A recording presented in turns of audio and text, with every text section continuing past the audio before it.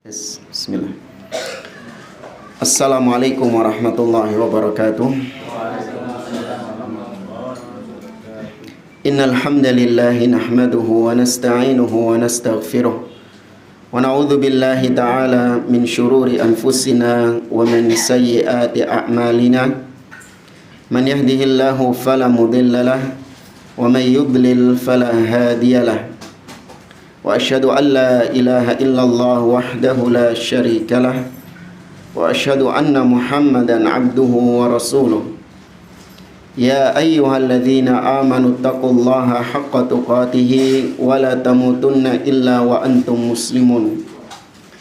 Ya ayyuhan nasu taqu rabbakumul ladzi khalaqakum min nafsin wahidah wa khalaqa minha zawjaha وبث منهما رجالا كثيرا ونساء واتقوا الله الذي تساءلون به والأرحام إن الله كان عليكم رقيبا يا أيها الذين آمنوا اتقوا الله وقولوا قولا سديدا يصلح لكم أعمالكم ويغفر لكم ذنوبكم ومن يطع الله ورسوله فقد فاز فوزا عظيما أما بعد فإن أصدق الحديث كتاب الله وخير الهدي هدي محمد صلى الله عليه وسلم وشر الأمور محدثاتها وكل محدثة بدعة وكل بدعة ضلالة وكل ضلالة في النار.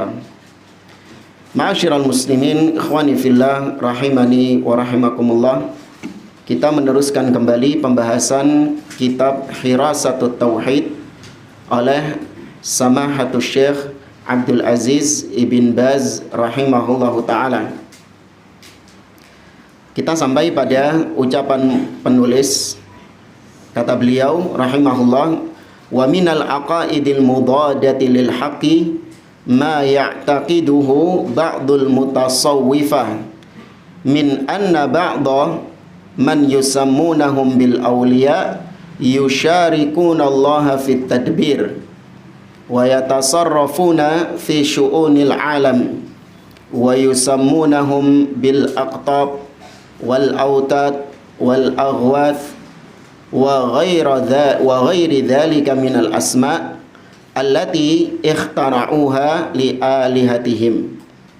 Kata beliau, di antara akidah yang bertentangan dengan akidah yang sahihah, dengan akidah yang benar, diantaranya adalah apa-apa yang diyakini oleh orang-orang sufi tasawuf, yaitu mereka meyakini bahwa ada sebagian wali-wali Allah yang bersekutu dengan Allah subhanahu wa ta'ala dalam masalah pengaturan alam semesta. Mereka meyakini wali-wali tersebut diberi kuasa oleh Allah, atau mereka ini memang punya hak prerogatif juga untuk mengatur alam semesta ini. Mereka sebut dengan istilah-istilah seperti al-aqtab, ya, al-aghwath atau al-autad, yang kalau dalam sufi-sufi Indonesia ini populer dengan istilah wali kutub. Ya, pernah dengar istilah wali kutub? Ya, wali kutub ini katanya mampu untuk melakukan apa-apa pengaturan-pengaturan di alam semesta ini, menurunkan hujan atau menumbuhkan tumbuh-tumbuhan, ya, atau ya apalah dari pengaturan alam-alam semesta ini. Ini semua adalah, kata beliau, kesyirikan kepada Allah dan akidah yang batil. Karena seorang ahlus sunnah meyakini bahwa tidak ada yang bisa mengatur alam semesta, tidak ada yang bisa menciptakan, ya, tidak ada yang bisa menguasai alam semesta ini kecuali Allah subhanahu wa ta'ala. Adapun orang-orang sufi tadi, mereka meyakini sebagian wali-wali mereka itu bisa mengatur alam semesta. Pernah dengar istilah misalnya ketika turun hujan, wah iki barokah wali. Atau ya apalah, ungkapan-ungkapan yang banyak diucapkan oleh sebagian orang-orang. Bahasanya yang menurunkan hujan ini adalah wali-wali tersebut. Wa hadza min akbahi syirki fir rububiyah. Kata beliau, ini adalah kesyirikan yang paling buruk dalam masalah rububiyah. wa huwa syarrun min syirki jahiliyatil Arab. Bahkan kesyirikan yang tadi kita katakan orang-orang sufi ini kesyirikannya lebih jelek, lebih buruk daripada kesyirikan orang-orang kafir Quraisy. Abu Jahal CS. Li'anna kuffaral Arab lam yusyriku fir rububiyah. Karena sering kita jelaskan bahwa orang-orang kafir Quraisy, orang-orang Arab jahiliyah, mereka kesyirikannya bukan dalam masalah rububiyah, tapi dalam masalah apa? Al-uluhiyah. Wa innama asyraku fil ibadah. Mereka syiriknya itu karena jatuh dalam kesyirikan ibadah, yakni syirik uluhiyah. Maka Abu Jahal CS, orang-orang kafir Quraisy, mereka meyakini yang menciptakan Allah, yang mengatur alam semesta ini Allah, yang menurunkan hujan, menghidupkan dan mematikan, menumbuhkan tumbuh-tumbuhan hanya Allah Subhanahu wa taala. Mereka yakin hal itu. Namun dalam masalah ibadah, mereka persembahkan sebagian ibadah mereka kepada berhala-berhala. Nah, itu poin kesyirikannya mereka di situ. Tapi orang-orang sufi ternyata lebih parah dari Abu Jahal CS. Bukan hanya dalam masalah uluhiyah mereka syirik. Karena rata-rata mereka ini kuburiyun, orang-orang pengagung-pengagung kuburan. Bukan hanya dalam masalah uluhiyah, mereka juga syirik dalam masalah rububiyah, dengan meyakini sebagian wali-wali punya hak untuk mengatur, ikut andil dalam mengatur alam semesta ini.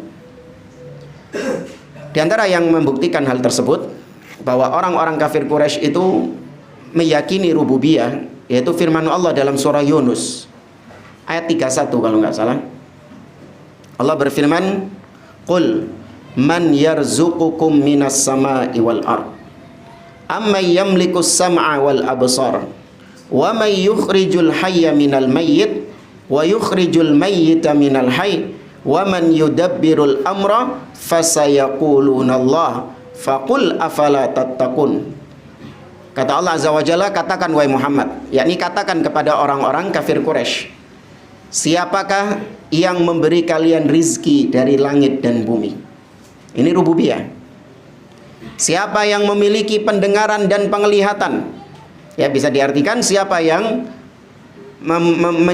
menciptakan pendengaran dan penglihatan kalian? Siapa yang menghidupkan yang mati ke yang hidup, atau yang hidup ke yang mati? Dan siapa yang mengatur segala urusan? Nah, ini. Fasayaqulunallah, pasti mereka akan mengatakan Allah Subhanahu wa taala.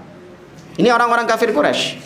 Namun kaum sufi, sebagian mereka meyakini bahwa bukan cuma Allah yang bisa mengatur alam semesta, tapi wali-wali, karena kesolehan mereka, karena kewalian mereka, mereka juga diberi kuasa katanya untuk ikut andil dalam mengatur alam semesta. Naudzubillah. Wa kana syirkuhum fi halir raha amma fi halis syiddah fayukhlisuna lillahil ibadah. Demikian juga kenapa orang sufi lebih jelek kesyirikannya dari orang Arab jahiliyah. Karena orang Arab jahiliyah mereka ini hanya berbuat syirik ketika dalam kondisi apa? Kondisi senang, kondisi lapang. Ya, tapi kalau dalam kondisi yang mencekam, kondisi yang sulit, mereka berdoa hanya kepada Allah Azza wa Jalla, tidak berbuat syirik. Justru orang-orang sufi, kesyirikan mereka istiqomah di kala suka maupun duka.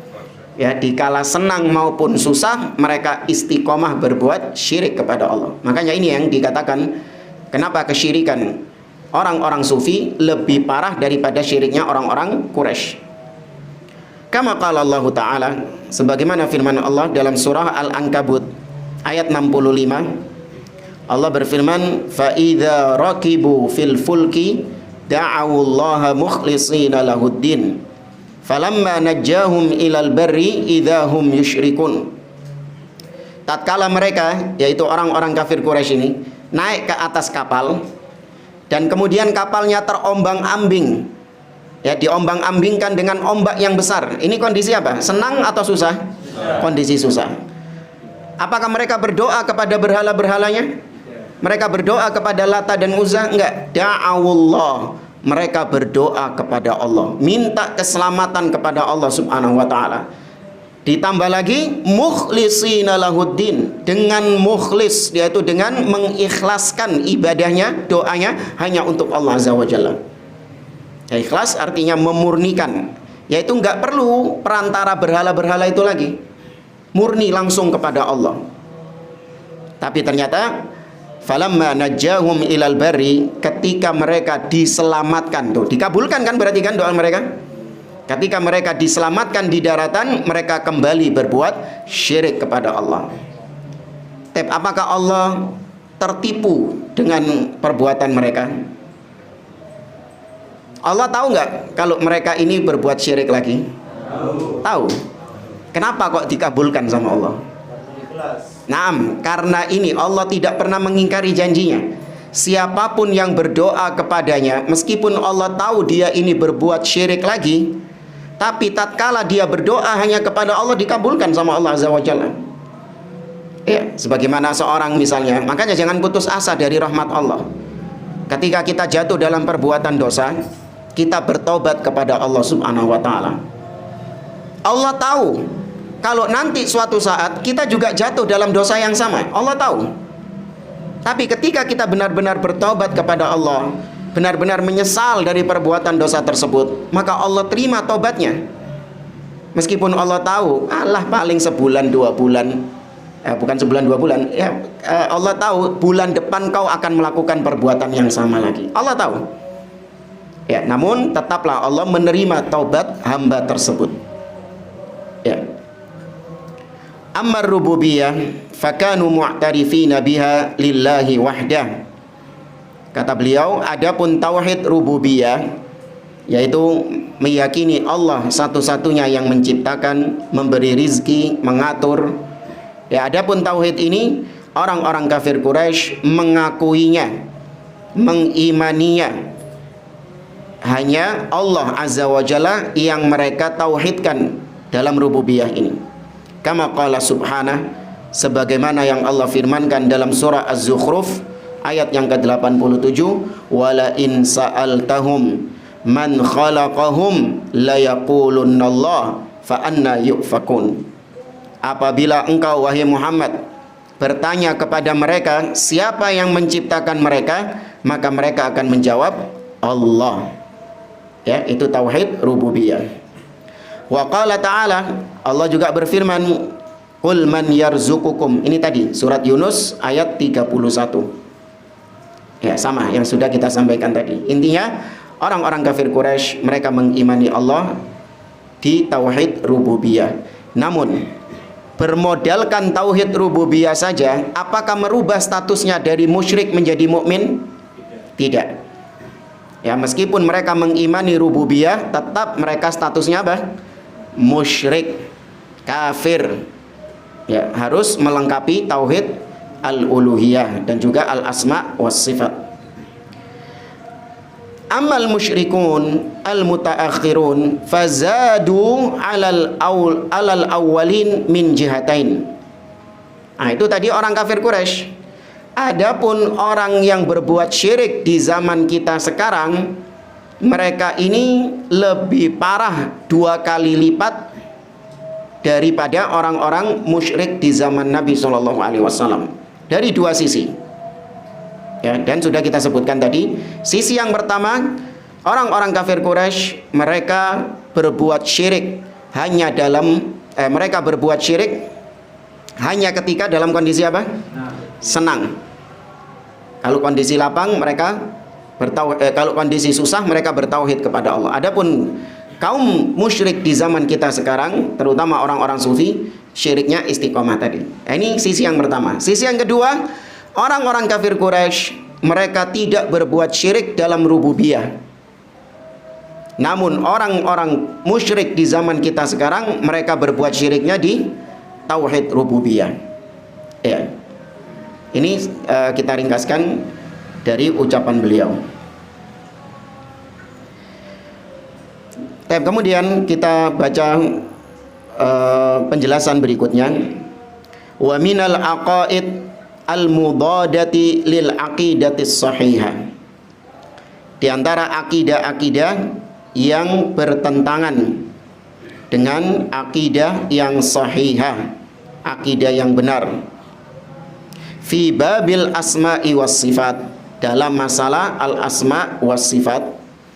Ya, di antara akidah yang menyimpang dalam asma' was sifat adalah aqaidu ahlil bid'ah minal jahmiyah wal mu'tazilah wa man salaka sabilahum fi nafyi sifatillahi azza wa jalla wa ta'tilihi subhanahu min sifatil kamal wa wasfihi azza wa jalla bi sifatil ma'dumat wal jamadat wal mustahilat.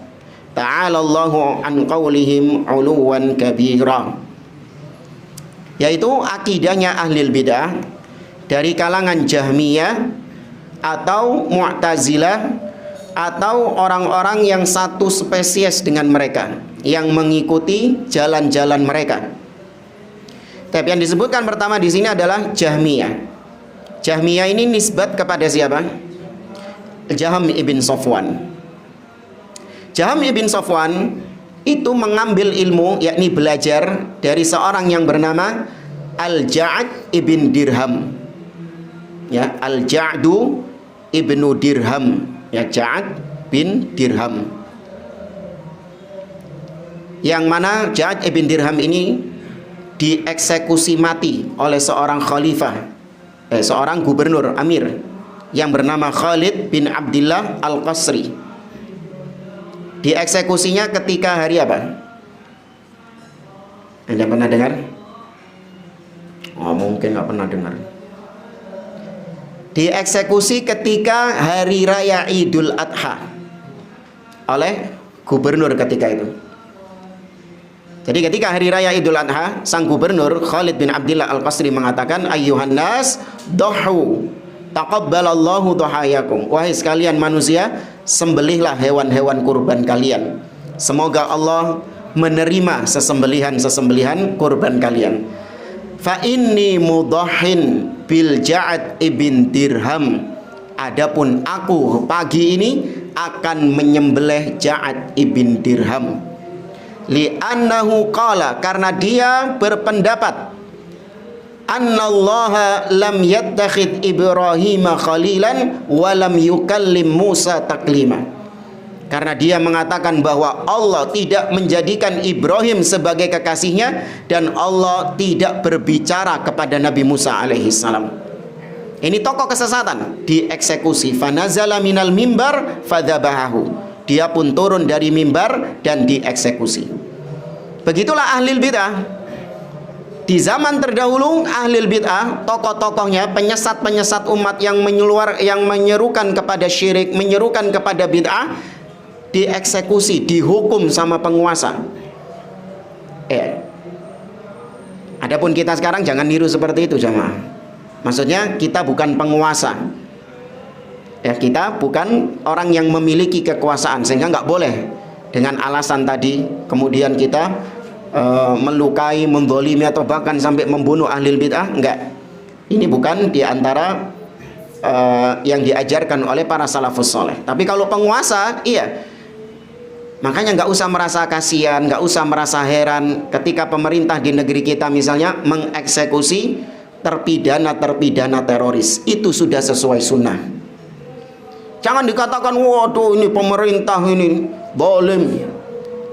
Pemerintah ini apalagi tidak manusiawi. Dan yang enggak, itu sudah tepat. Ya, setelah dibuktikan, setelah disidang, memang fulan ini adalah orang yang memiliki pemikiran khawarij, memiliki pemikiran terorisme, dan terbukti dia berbuat teror, kemudian dieksekusi sama pemerintah. Maka jangan ada kata, wah kesian istrinya, kesian anaknya, wah pemerintah zalim. Enggak. Anda nggak tahu ini fulan ini apabila berhasil melancarkan aksi terorismenya, berapa nyawa yang melayang, jamaah? Banyak. Kalau dia tetap lepas, tetap dibiarkan mengeluarkan syubhat-syubhatnya, berapa banyak kaum muslimin yang tersesat dengan syubhat-syubhatnya itu. Ya, maka ketika pemerintah mengeksekusi ahli bid'ah seperti terpidana terorisme, itu sudah benar, itu sudah sesuai sunnah, itu yang dilakukan oleh penguasa-penguasa di zaman terdahulu. Ya, jangan dibela, jangan dikasihani. Memang demikian yang berjalan. Ahli bid'ah itu dihukum eksekusi oleh penguasa. Adapun kita hanya bisa membantah syubhatnya. Ya, hanya bisa mengcounter dengan dakwah. Ya, bukan dengan tangan sebagaimana penguasa. Taib, Ja'ad ibn Dirham itu mengambil ilmu dari siapa? Ja'ad ibn Dirham mengambil ilmu sesatnya ini dari seorang yang bernama Aban bin Sam'an. Ya, Aban bin Sam'an. Aban bin Sam'an mengambil ilmu dari seorang yang bernama Talut. Dan Talut mengambil ilmu dari seorang Yahudi yang pernah menyihir Rasulullah SAW. Siapa? Seorang Yahudi yang pernah menyihir Nabi, yang buhul sihirnya ditemukan di sumur. Siapa nama Yahudinya ini? Namanya Labid ibnul A'sam. Ya, Labid ibnul A'sam. Jadi Jahmiyah itu kalau diurutkan silsilah mereka sampai kepada Yahudi. Nah, ini yang disebut oleh para ulama dengan silsilah syaitoniyah. Ya, mata rantai syaiton. Ya, akarnya dari orang-orang Yahudi. Nah, sebagaimana Syiah Rafidhah itu sama juga akarnya dari orang Yahudi, yaitu Abdullah bin Saba. Ya, karena memang mereka ini orang-orang Yahudi gemar untuk menyesatkan hamba-hamba Allah dari jalan yang lurus. Sebagaimana mereka sudah berhasil menyesatkan pengikut-pengikutnya Nabi Isa alaihissalam lewat orang yang bernama siapa? Pengikutnya Nabi Isa. Nabi Isa sekarang bisa sampai seperti sekarang ini, menuhankan Nabi Isa alaihissalam, mengatakan bahwa Tuhan itu tiga, tapi tiga ini satu, satu tapi tiga. Dari siapa mereka bisa tersesat seperti ini? Bukan. Siapa? Urwah? Bukan. Ada diagung-agungkan dalam Alkitab mereka itu. Surat kepada jemaat di Korintus, surat ini kepada jemaat di Filipi. Siapa? Bukan. Ya ada sih, Yohanes ya ada. Paulus jemaah. Ya, Paulus.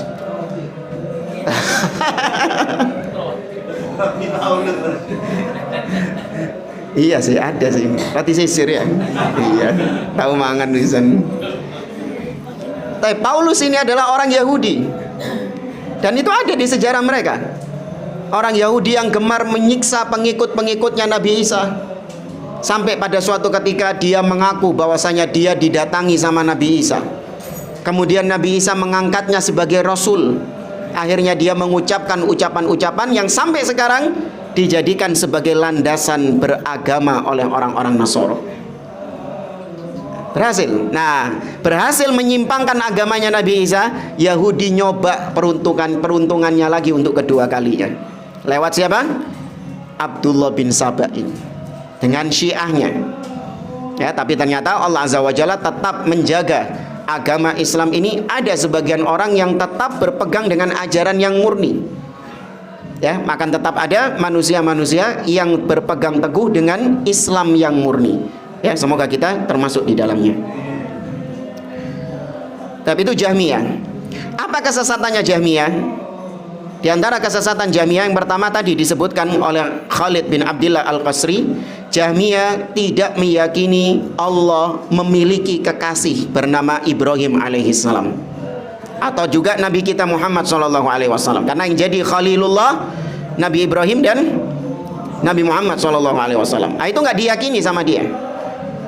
Padahal Allah mengatakan wattakhadallahu Ibrahim khalilan, dan Allah telah mengambil Ibrahim sebagai kekasihnya. Demikian juga Nabi Musa tidak diyakini berbicara dengan Allah. Allah berbicara kepada Nabi Musa, enggak. Menurutnya Allah tidak berbicara. Padahal dalam banyak ayat Allah mengatakan wa kallamallahu Musa taklima. Dan sungguh Allah berbicara kepada Nabi Musa dengan pembicaraan yang sebenarnya. Kemudian yang kedua, kesesatannya Jahmiyah adalah mereka menolak semua nama-nama Allah dan semua sifat-sifat Allah. Ditolak semua sama mereka. Allah nggak punya nama-nama, Allah nggak punya sifat-sifat. Kecuali satu sifat yang nggak ditolak sama mereka.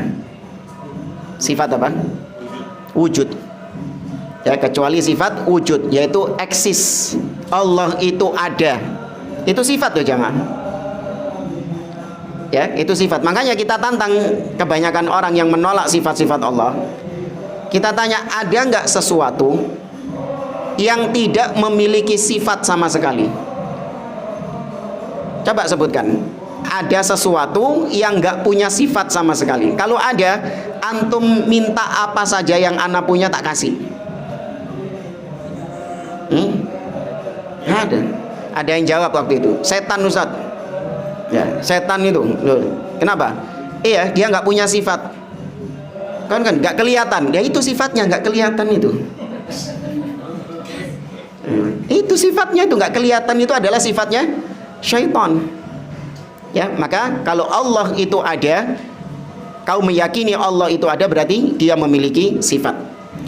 Kemudian kesesatan ketiga dari Jahmiyah adalah meyakini al-ittihad atau al-hulul, bersatunya Allah dengan makhluk. Manunggaling kawula Gusti. Ya, meyakini bersatunya Allah dengan makhluk. Kemudian diantara kesesatannya adalah menolak Al-Quran sebagai kalamullah, tapi meyakini Al-Quran itu makhluk. Kata mereka Al-Quran bukan kalamullah, tapi Al-Quran itu makhluk. Ini kesesatan orang-orang Jahmiyah. Kemudian dalam masalah iman, orang-orang Jahmiyah ini adalah murji'ah ekstrim. Murji'ah ekstrim. Kalau murji'ah yang biasa, mereka itu meyakini iman itu cuman apa? Iman itu cuman ucapan di lisan dan keyakinan hati. Adapun perbuatan bukan termasuk dari iman. Ini murji'ah yang biasa. Sesat, iya. Tapi kalau Jahmiyah itu murji'ah kelas kakap. Mereka meyakini bahwa iman huwal ma'rifah. Iman itu cuman sebatas mengenal. Man arafallah fahuwa mu'min. Barang siapa yang mengenal Allah, maka dia sudah beriman. Tuh, luwe parah maneh. Berarti kalau dipakai kaidah ini, iblis itu mukmin karena iblis mengenal Allah enggak? Mengenal Allah. Firaun mukmin karena Firaun mengenal Allah Subhanahu wa taala.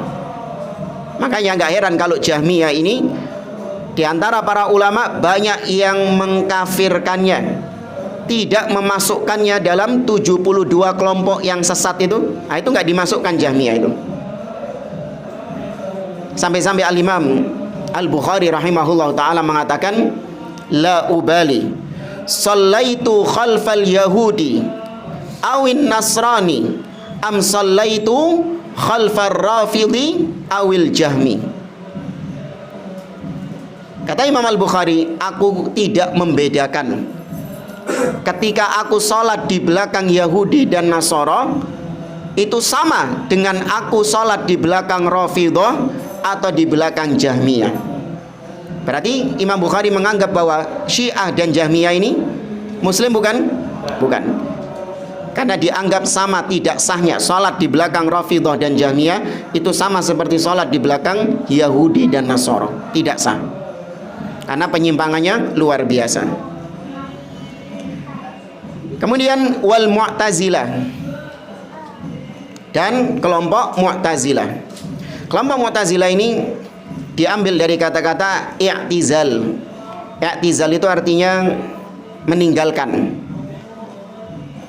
Ya, meninggalkan, i'tizal. Kenapa kok dinamai Mu'tazilah, i'tizal?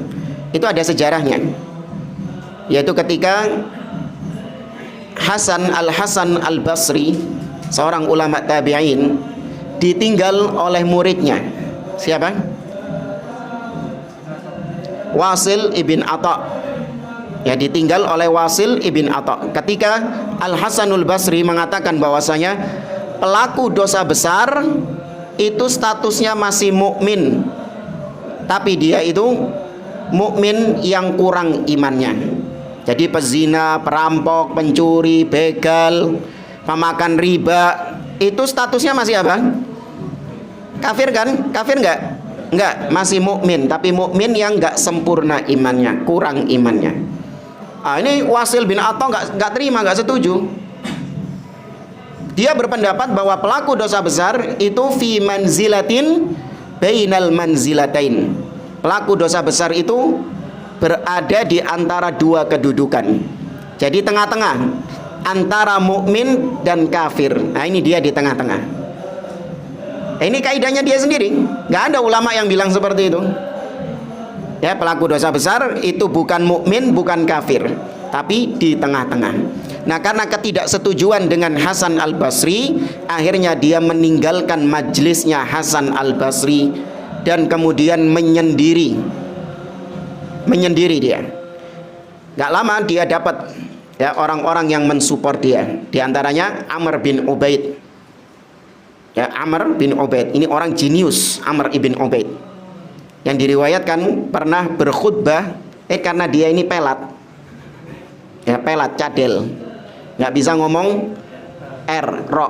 Dia bisa berkhutbah tanpa menyebutkan huruf ro sama sekali. Ya, ini bukan baca loh ya, bukan terus dipersiapkan dulu di rumah, enggak, langsung dia berorasi, berceramah tanpa menyebutkan huruf ro. Padahal jenengnya ono huruf ro-nya. Amr ibn Ubaid. Ini kita agar kita tidak tertipu dengan orang-orang yang pandai berretorika, pandai berbicara. Timbangan kebenaran bukan dari bagusnya bicara seseorang. Timbangan kebenaran bukan dilihat dari indahnya ucapan-ucapan orang tersebut, enggak. Tapi kebenaran ditimbang dengan kitabullah, dengan sunnah Nabi SAW, dan apa yang dipahami oleh para salafus soleh. Nah, itu Mu'tazilah.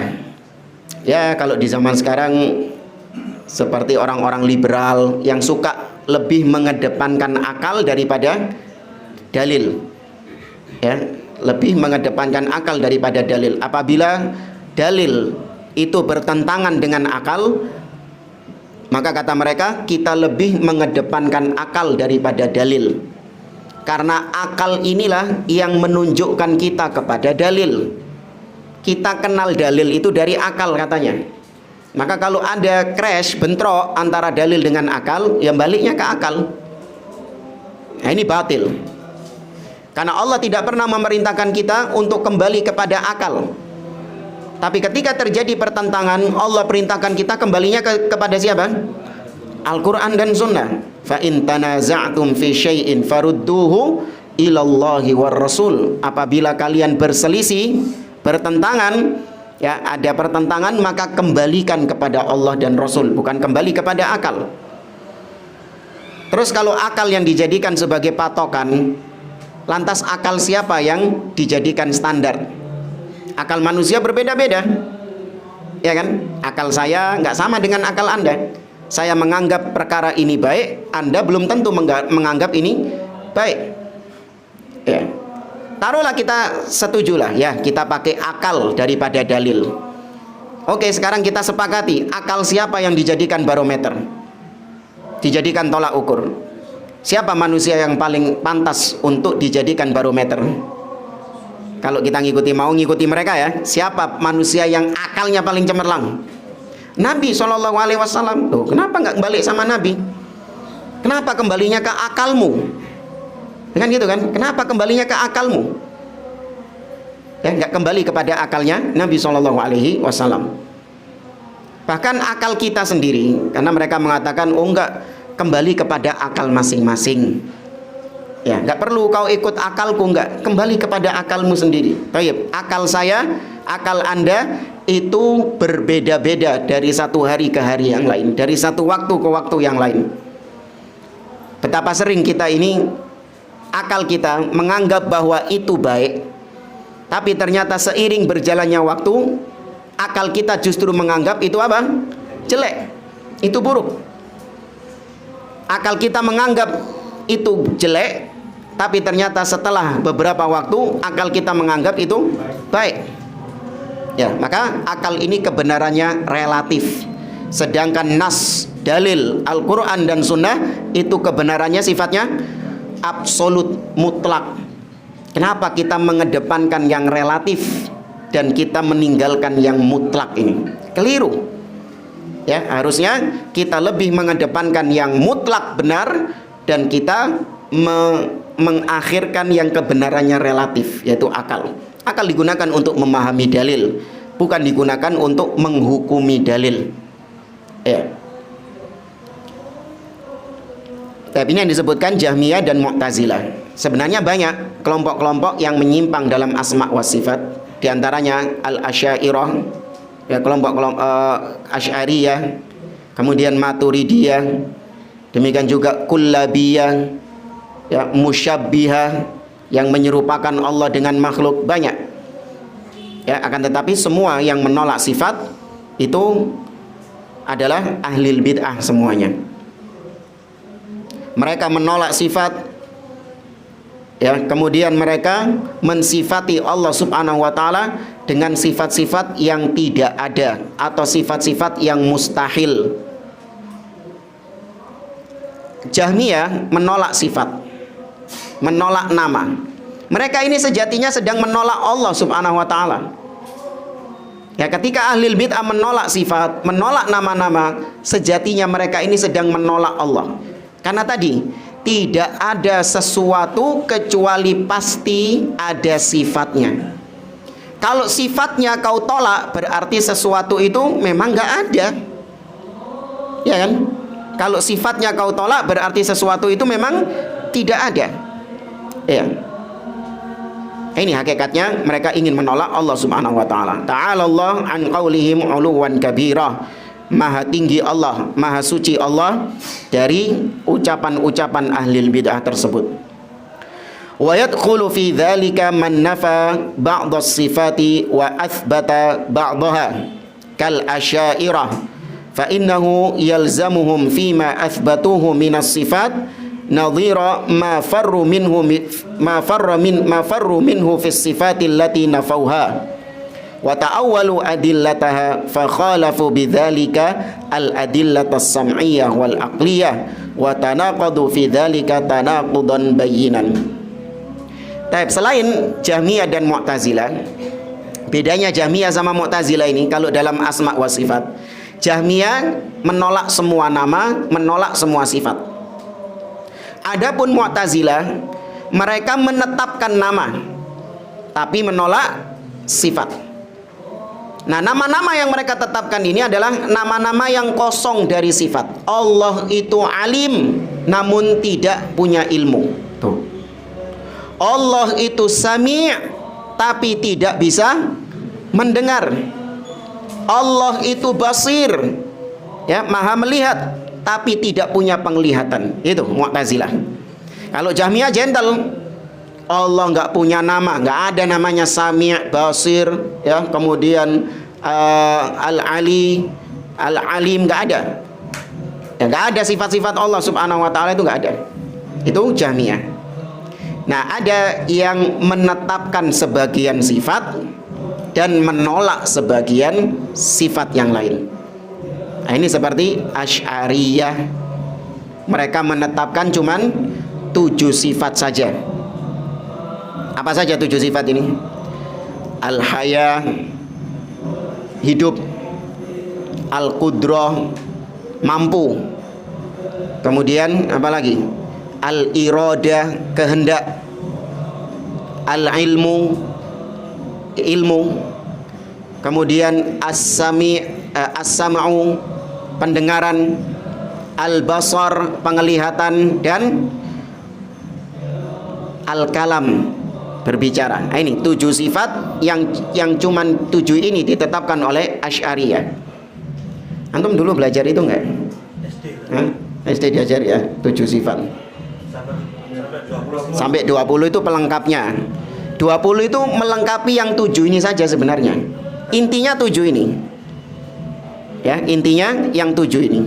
Harus hafal. Hah? Harus hafal. Harus hafal ya. Kalau hafal nggak boleh pulang. Ya.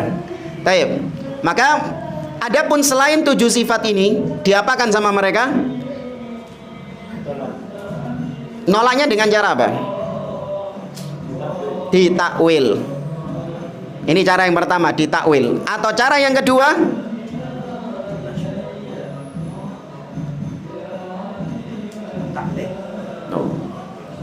taktil menolak. Hah? Dinafikan ya sama seperti taktil tadi. Diserahkan maknanya kepada Allah. Apa namanya itu? Hah? Diserahkan maknanya kepada Allah. Diapakan? Diikhlaskan. Tafwid. Masa pernah baru ini dengar jamaah? Iya. Iya, dulu kita jelasin itu loh. Kalau nggak salah pakai proyektor kan? Iya, masih zamannya pakai proyektor. Tafwid pakai dot, saudaranya sot. Tafwid. Tafwid itu artinya diserahkan maknanya kepada Allah. Jadi bedanya ketika Asy'ariyah, orang-orang Asy'ariyah membaca firman Allah misalnya bal yadahu mabsutatan, bahkan kedua tangan Allah terbentang. Ya, kedua tangan Allah terbentang. Mereka nggak mau menetapkan itu sebagai tangan yang hakiki. Enggak. Kenapa? Karena itu kalau kita tetapkan itu tangan yang sebenarnya, maka berarti kita sama saja menyamakan Allah dengan makhluk. Gitu. Terus gimana? Ya sudah, kita palingkan maknanya ke makna yang lain. Maka tangan di situ artinya adalah kekuasaan. Ya, terus Allah punya tangan? Enggak. Lagi tangan ini apa artinya? Kekuasaan. Jangan diartikan letterlek gitu. Ini Wahabi ini sukanya letterlek gitu. Ya. Apa-apa dipahami letterlek. Enggak, Quran itu indah bahasanya. Allah ungkapkan dengan tangan, tapi artinya adalah kekuasaan. Loh, bujuk dong berarti Allah. Itu sama saja kau menuduh Allah berdusta. Kenapa diungkapkan dengan tangan? Kenapa nggak langsung Allah ungkapkan dengan kekuasaan? Paham nggak maksudnya ya? Ya. Maka berarti Allah yang lebih tahu tentang dirinya. Allah mengatakan dia memiliki tangan, maka kita tetapkan Allah punya tangan. Namun dengan penegasan, tangan Allah tidak sama, tidak serupa dengan tangan makhluk. Selesai. Tangan Allah nggak perlu ditanyakan bagaimananya tangan tersebut, Ustadz. Kalau nggak sama dengan tangan makhluk, terus piye tangannya Allah? Wis ojo takon. Imani Allah memiliki tangan yang hakiki yang tidak serupa dengan makhluknya. Laisa kamitslihi syai'un. Nah, itu namanya takwil, dipalingkan ke makna yang lain. Tapi kalau mereka nggak bisa mentakwil, maka mereka pakai cara yang kedua. Apa? Tafwid. Nah, tafwid ini terkadang maknanya benar, artinya benar tafwid ini. Ahlus sunnah ini juga melakukan tafwid. Tapi yang ditafwid adalah kaifiyahnya, bukan maknanya. Bingung jamaah? Apa suara anak kalah sama? Enggak ya? Nah, perhatikan. Sifat itu ada makna, ada kaifiyah. Ya, namanya sifat itu sesuatu itu ada maknanya, ada kaifiyahnya. Pernah ingat saya mengasih permisalan parfum?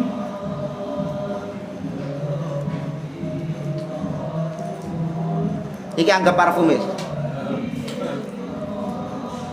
Saya punya parfum. Saya katakan kepada Anda, parfum ini sifatnya yang pertama harum, wangi. Ya, Anda tahu nggak maknanya wangi itu?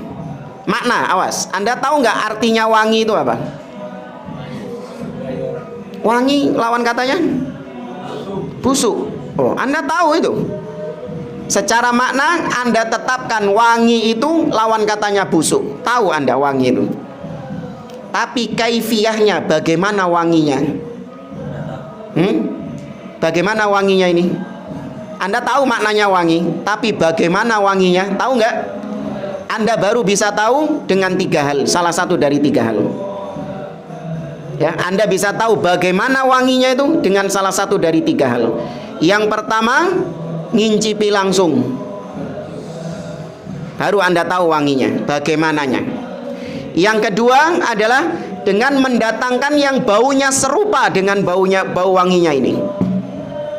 Anda datangkan benda lain yang serupa dengan itu. Atau yang ketiga, saya menceritakan kepada Anda tentang bagaimananya. Wanginya itu seperti ini, ada manis-manisnya, ada kecut-kecutnya, itu. Saya ceritakan langsung. Informasi yang valid. Nah, sekarang Allah. Ketika Allah mengabarkan dia punya tangan, kita tahu nggak maknanya tangan? Tahu. Tangan adalah sesuatu yang digunakan untuk mengambil, digunakan untuk menggenggam, dan yang lainnya. Kita tetapkan maknanya seperti itu. Tapi bagaimananya tangan Allah? Nah, kita baru bisa tahu bagaimananya tangan Allah dengan salah satu dari 3 hal tadi. Melihat Allah. Melihat langsung tangannya Allah. Mungkin? Nggak mungkin. Atau melihat yang serupa dengan Allah. Nggak ada juga. Atau informasi yang valid tentang tangannya Allah. Ada? Nggak ada. Ya sudah, ini namanya kita serahkan kaifiyahnya kepada Allah. Nah, ini tafwid. Paham ya? Ahlus sunnah betul melakukan tafwid. Tapi yang ditafwid apanya? Kaifiyahnya. Adapun maknanya ditetapkan. Ada kaifiyahnya. Kita mengatakan bukan nggak ada kaifiyahnya. Ada kaifiyahnya.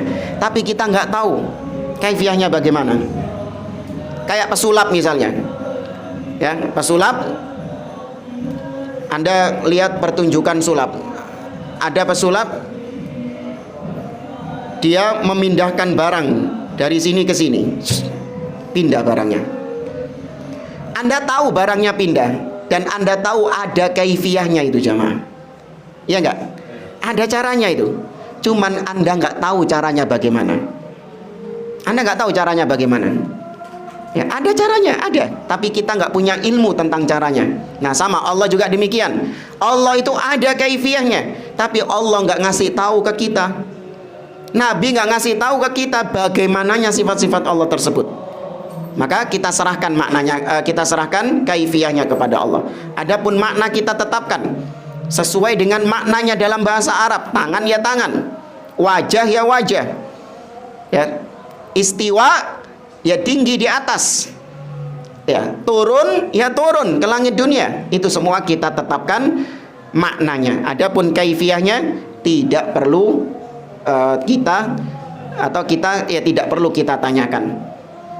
Nah, orang-orang yang tafwid yang dimaksud oleh ini nggak disebutkan di sini.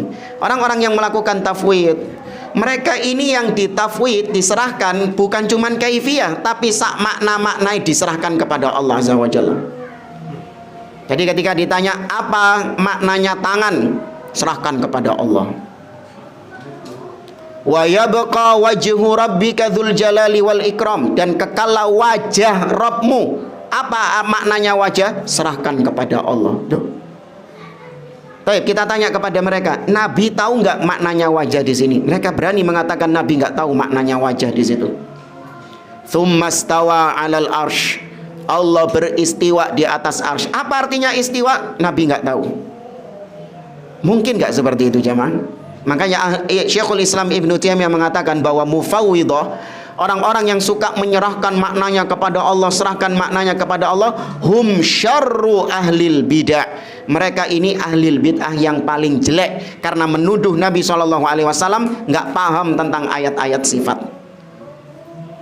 Makanya nama lainnya itu kaum Al-Adriyah, kata para ulama.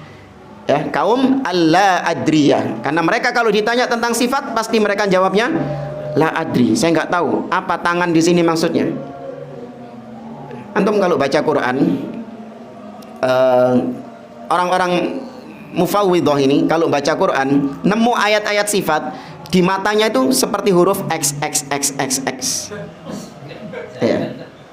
Bal yadahu mabsutatan, bal X X X X X mabsutatan. Kan nggak paham maknanya apa? Ya, tidak dipahami maknanya katanya. Bisa dibedakan ya bedanya Ahlus Sunnah dengan mufawwidhah. Pusing ya, Pak? Hah? Wa ma alaina illal bala. Tugasnya cuma menyampaikan saja. Paham, itu taufik dari Allah.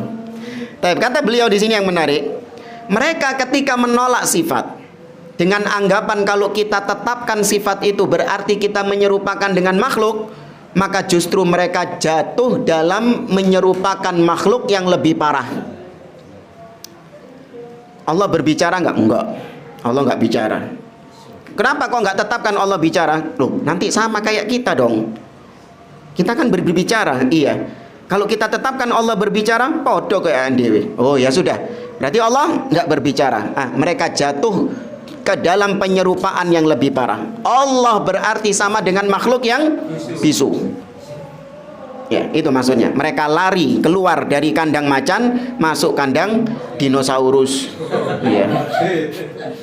Keluar dari kandang macan, masuk kandang dinosaurus. Lebih parah. Itu hakikatnya ahli bid'ah. Padahal ahlu sunnah mudah. Ya, nemu ayat sifat, yakini sebagaimana maknanya. Namun bagaimananya tidak perlu dipertanyakan. Tetapkan itu sebagai sifat Allah. Standar kita beda dengan standar Allah subhanahu wa ta'ala. Allah punya standar sendiri, kita juga punya standar sendiri. Gak sama standar kita dengan standarnya Allah subhanahu wa ta'ala.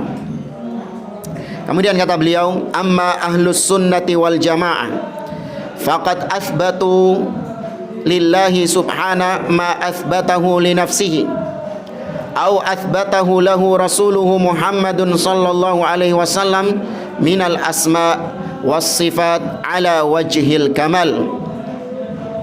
Kata beliau, adapun ahlus sunnah wal jamaah, ya salafiyun, mereka itu menetapkan apa-apa yang ditetapkan Allah untuk dirinya. Lu sing weruh tentang Allah siapa? Allah sendiri. Allah ketika menetapkan sifat-sifatnya, ya sudah ahlus sunnah menetapkannya. Kemudian siapa manusia yang paling tahu tentang Allah? Manusia, siapa yang paling tahu tentang Allah? Rasul sallallahu alaihi wasallam. Maka ketika Nabi menetapkan sifat, kita pun juga tetapkan sebagaimana yang Nabi tetapkan itu. Ala wajhil kamal, dalam bentuk yang sempurnanya. Awas. Jadi jangan cuma menetapkan sifatnya, tapi tetapkan dalam bentuk yang paling sempurnanya. Allah mendengar. Antum menetapkan enggak Allah mendengar? Jangan cuma menetapkan saja, tapi tetapkan dalam kesempurnaannya, pendengaran Allah yang paling sempurna, gitu. Allah melihat, jangan cuma menetapkan melihat, tapi tetapkan kesempurnaan penglihatan Allah subhanahu wa ta'ala. Ya, dan lain-lain dari sifat-sifat tersebut. Wa nazzahuhu an musyabahati khalqihi tanzihan bari'an min syaibati ta'til. Ahlus sunnah juga mensucikan Allah dari perbuatan menyerupakan Allah dengan makhluk. Enggak, ahlus sunnah tidak menyerupakan Allah dengan makhluk. Namun bukan dengan cara menolak sifat. Ya, bukan dengan cara menolak sifat. Kau kenapa kok menolak Allah berbicara? Iya, karena Allah harus suci dari penyerupaan terhadap makhluk. Kalau kau ingin menyucikan Allah, caranya bukan menolak sifat. Tetapkan seperti itu, namun tanpa diserupakan dengan makhluk. Selesai. Ya, itu caranya ahlus sunnah. Menyucikan Allah tanpa harus menolak sifat. Fa'amilu bil adillati kulliha walam yuharrifu walam yu'attilu. Maka ahlus sunnah mengamalkan semua dalil-dalil tentang sifat-sifat Allah. Mereka tidak menyelewengkannya ke makna yang lain, dan mereka juga tidak menolak sifat-sifat Allah tersebut. Wasalimu minat tanaqudi alladhi waqa'a fihi ghairuhum kama sabaqa bayanu dzalik. Maka dengan demikian ahlu sunnah selamat dari tanaqud, kontradiksi. Kalau kita tetapkan sifat Allah sebagaimana yang Allah tetapkan, kita nggak akan mungkin kontradiksi, nggak akan berbenturan, ya, nggak akan mencela-menceli istilahnya. Kalau kita menetapkan semua sifat-sifat Allah tersebut, tidak sebagaimana ahlul bid'ah. Mereka gara-gara menetapkannya dengan akal, akhirnya mencela-menceli. Contoh, mencela-mencelinya ahlul bid'ah ini. Asy'ariyah menolak Allah di atas. Mereka menolak Allah di atas. Namun ternyata mereka menetapkan ru'yatullah. Allah bisa dilihat. Ya, Allah bisa dilihat di hari kiamat oleh orang-orang yang beriman. Padahal dalil-dalil menyebutkan bahwa Allah dilihatnya itu ke arah mana? Nabi menyerupakan melihat Allah dengan melihat apa? Dalam hadis itu, melihat bulan. Namanya melihat bulan itu kemana? Mumpung purnama ini sekarang ini, ya, ke atas. Nah, kata orang-orang Asy'ariyah, Allah dilihat tanpa mengarah ke atas. Tuh, mencela-menceli. Allah dilihat tapi nggak perlu pakai ke arah atas. Ya, itu ahlul bid'ah. Hadza huwa sabilun najati was sa'adah fid dunya wal akhirah wa huwa as-siratul mustaqim alladhi salakahu salafu hadhil ummah wa a'immatuha wa lan yusliha akhiruhum illa ma salaha bihi awwaluhum wa huwa ittiba'ul kitabi was sunnah wa tarku ma khalafahuma. Inilah kata beliau jalan keselamatan dan kebahagiaan di dunia dan di akhirat, yaitu mengikuti as-siratal mustaqim, mengikuti jalan yang lurus. Siapa yang menempuh jalan yang lurus ini? Yaitu para salafus soleh, para sahabat, para tabi'in. Mereka sudah melewati jalan ini dan mereka sudah berhasil melewati jalan tersebut. Maka tugas kita umat yang datang setelahnya ikut keberhasilan mereka. Bukankah kita kalau pengen berhasil itu sukanya ngelihat orang yang sudah terbukti sukses berhasil kan? Iya kan? Ini misalnya ada orang, ya bisa dikatakan dia ini suka gagal usahanya itu, bangkrut. Buka ini bangkrut, usaha ini bangkrut. Terus muncul jadi motivator. Antum ya Pak, mendengarkan nggak? Kalau antum pengen sukses, ini gagal terus wong iki. Ya, maka kalau ingin sukses, lihat orang-orang yang memang sudah sukses. Bahkan kesuksesannya dipuji sama Allah Subhanahu wa taala. Ya, Allah mengatakan was-sabiqunal awwalun minal muhajirina wal ansar walladzina tabauhum bi ihsan radhiyallahu anhum wa radu'an wa a'adda lahum jannatin tajri tahtahal anhar khalidina fiha abada dzalikal fawzul azim. Itu para sahabat sudah dijamin surga, jalan mereka sudah direkomendasikan oleh Allah dan Rasulnya. Kenapa kita nggak ikut jalan mereka? Itulah siratal mustaqim. Maka kata beliau, tidak akan pernah baik akhir umat ini, generasi terakhir umat ini, kecuali dengan apa yang membuat umat terdahulu menjadi baik. Baik. Dahulu para sahabat sebelum datangnya Nabi, sebelum datangnya Islam, mereka ini orang apa? Kebanyakan musyrik. Kemudian kok bisa mereka sampai pada derajat menjadi generasi terbaik yang Allah puji tadi? Gara-gara apa? Gara-gara mengikuti kitabullah, mengikuti Nabi SAW. Maka kondisi mereka jadi baik. Nah, demikian juga kondisi umat di akhir zaman ini. Kalau ingin menjadi baik, maka dengan kitabullah, dengan sunnah yang terbukti dua hal ini memperbaiki para sahabat terdahulu. Paham jemaah? Ya. Wallahu waliyut taufiq wa huwa subhana hasbuna wa ni'mal wakil. Taib.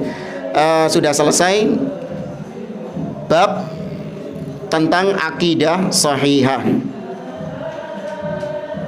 Insyaallah pada pertemuan berikutnya kita akan bahas bab yang baru, iqamatul barahin ala hukmi man istaghatha bi ghairillah wa saddaqal kahana wal arrafin, yaitu pemaparan bukti-bukti atas orang-orang yang beristighatsah, ya, meminta tolong kepada selain Allah, atau yang membenarkan ucapan dukun-dukun, membenarkan ucapan peramal-peramal.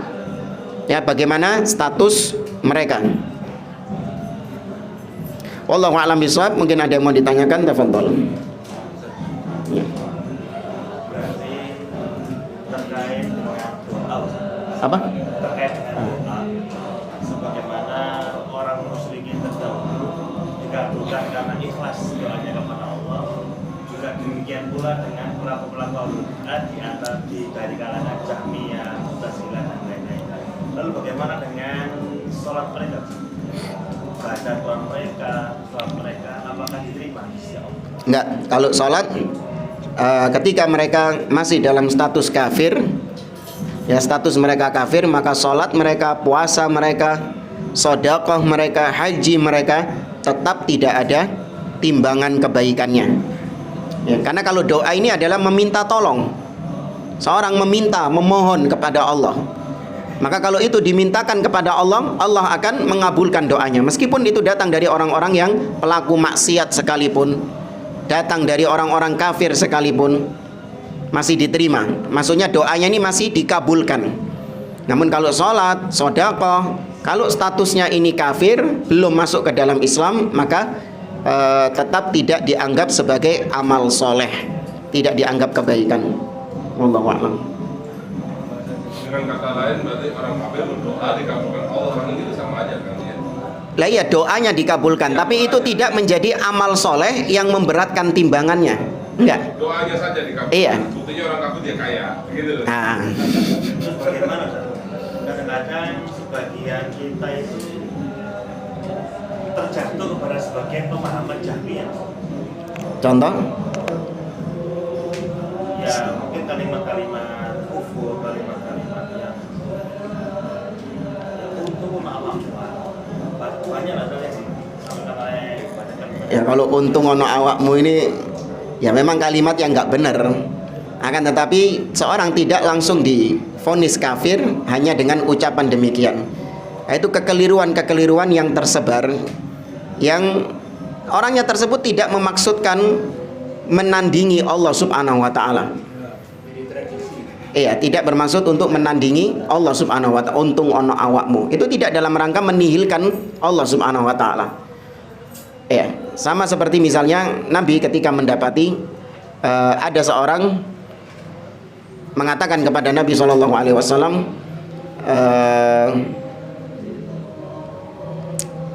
Yang unta itu, Ustaz. bukan. Yang unta. Masya Allahu wa syi'ta. Ya, seorang mengatakan karena kehendak Allah dan kehendakmu. Maka orang ini mengatakan demikian tidak dalam rangka untuk mensejajarkan Nabi dengan Allah. Maka tetap diluruskan oleh Nabi SAW. Aja'altani lillahi niddan, apakah kau ingin menjadikan aku sebagai saingan Allah, tandingan Allah? Akan tetapi katakanlah Masya Allah thumma syi'ta. Ya, karena kehendak Allah kemudian karena kehendakmu. Ya, itu kalimat-kalimat yang seorang tidak bisa langsung dikafirkan hanya dengan ucapan demikian. Kalau dia memang mengucapkannya tanpa ilmu, itu masih dimaafkan, tidak langsung jatuh dalam kekafiran. Sebagaimana Mu'ad bin Jabal pernah sujud kepada Nabi SAW, padahal kita tahu sujud kepada selain Allah hukumnya syirik. Namun Nabi tidak mengkafirkannya. Yang Nabi hanya mengatakan, "Lau kuntu amiran ahadan an yasjuda li ahadin ghairallah la amartul mar'ata an tasjuda li zawjiha."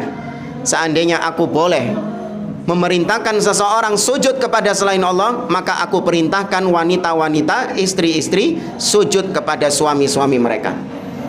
Nabi tidak mengkafirkannya karena Mu'ad bin Jabal melakukannya tanpa dasar ilmu, tidak tahu tentang hal tersebut. Ya, wallahu a'lam. Yang lain?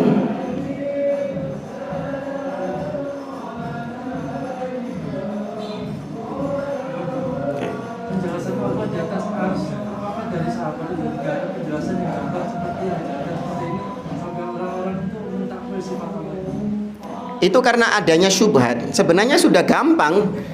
Banyak di antara para sahabat-sahabat yang meriwayatkan tentang Allah berada tinggi di atas arsy, banyak. Bahkan Imam Az-Zahabi mengumpulkan riwayat-riwayat tersebut dalam kitabnya Al-Ulu lil Aliyil Ghaffar. Dikumpulkan riwayat-riwayat dari para salaf tentang hal tersebut.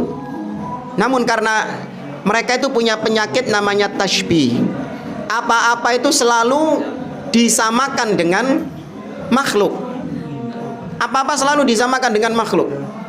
Maka yang dikatakan menyerupakan Allah dengan makhluk ya mereka ini. Tapi mereka nuduhnya kita. Coba antum perhatikan, ketika Allah mengatakan dia di atas arsy, akalnya ini main.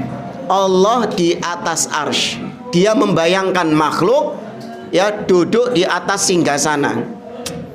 Ini berarti menyerupakan Allah ini.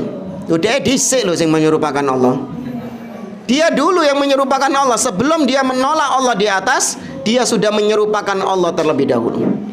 Contoh lain misalnya, yang pernah sering kita sampaikan, Allah turun. Kapan Allah turun? Sepertiga malam terakhir ke langit dunia setiap sepertiga malam terakhir. Kemudian otaknya mulai muter. Seta, sepertiga terakhir ini kan terjadi selama 24 jam selalu ada bagian bumi yang mengalami sepertiga malam terakhir. Maka kalau Allah turun berarti Allah keliling-keliling terus. Ini sudah masuk apa ini? Tashbih, menyerupakan Allah dengan makhluk. Yang keliling-keliling itu siapa? Makhluk. Iya. Kita kalau ingin mendapati sepertiga malam terakhir di Surabaya, ya kudu nang Surabaya. Kalau kita ingin mendapati sepertiga malam terakhir di Saudi, ya kudu budal merono. Iya, geser merono, harus berpindah sana. Itu siapa kayak gitu? Makhluk. Loh terus Allah gimana? Nah ini yang pertanyaan yang kayak gini nih. Terus Allah gimana turunnya? Nah, itu yang jadi masalah. Nggak perlu ditanya bagaimananya. Selesai. Ada caranya, ada kaifiyahnya, tapi nggak perlu dipertanyakan. Pesulap saja kalau ditanyakan bagaimana sulapannya ngamuk kok. Oh iya. Kok bisa itu? Ada bagaimananya nggak itu? Pasti ada. Cuman kita nggak tahu.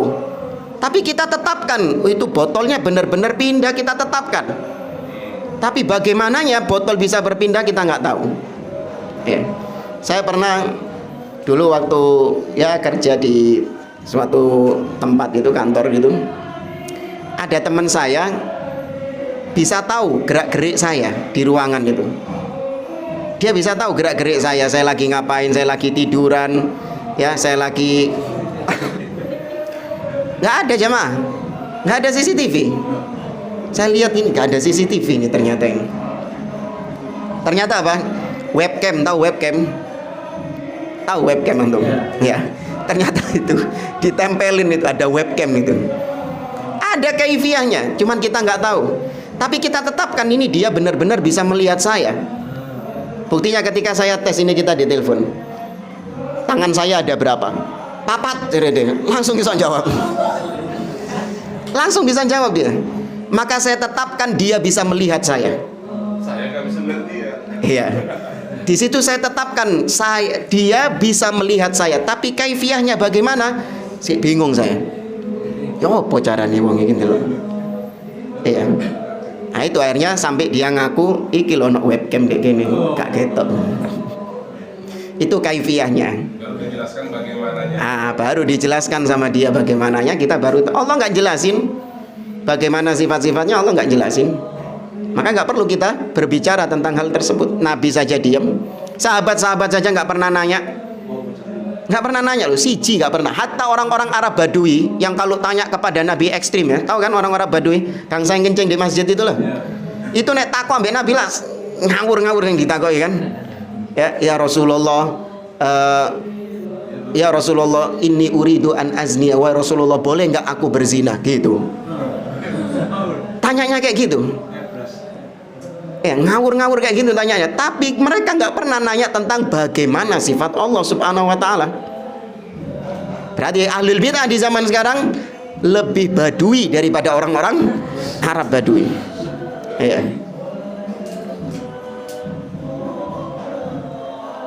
Cukup? Baik jamaah, saya kira ini wallahu a'lam bishawab. Aku lupa lihat Wa sallallahu ala nabiyyina Muhammad wa ala alihi wa sahbihi ajma'in. Assalamualaikum warahmatullahi wabarakatuh.